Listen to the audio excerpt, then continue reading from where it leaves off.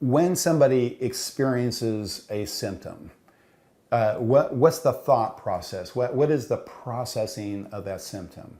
Well, first off, if we catalyze it by fear to begin with, okay, even if we're numbness down into your arm, gosh, man, what are the implications of that? My dad had those issues, right?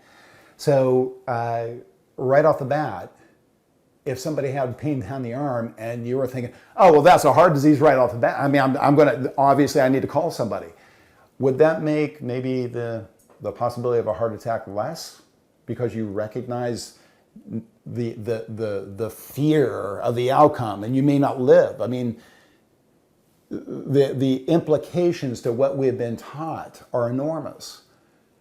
What if we would more so take a stance seeing these symptoms and knowing the immediate reaction would be, it's like, oh my gosh, number one, how did things get that bad? Because I know that this is literally an expression. I've been irresponsible. That's no different than me running out of oil or gas in my car. Experience of a symptom should be actually one of reverence if you consider that the software is perfect. And here's why.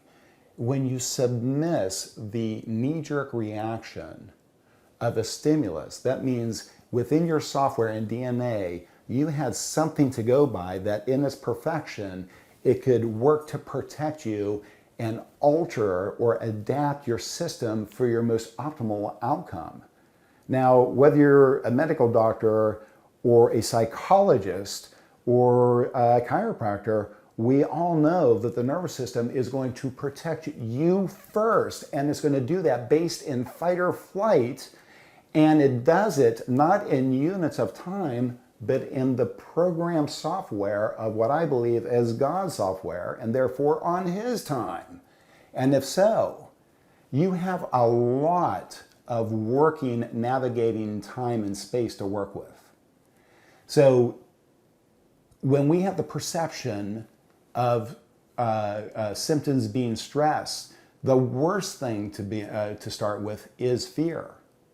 The best thing would be reverence and asking, what is going on that my body is adjusting to? What happened within the past few minutes? If it's been around for a while, how have I been choosing to live my life? And is this one of those informed choices, a trajectory of my life that I chose to take, knowing that there would be these adaptations that would be reasonable? So whenever you're experiencing a symptom, it could be within seconds, minutes, days, weeks to months that would take to cultivate a reaction or an adaptation.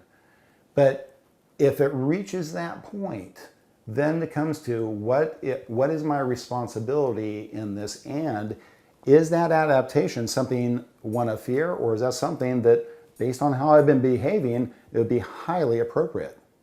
And just like the story that my patients have heard so many times about my dad's heart condition, remember, that enlarged fibrous heart was an adaptation. It did not happen to my dad. It came from my dad.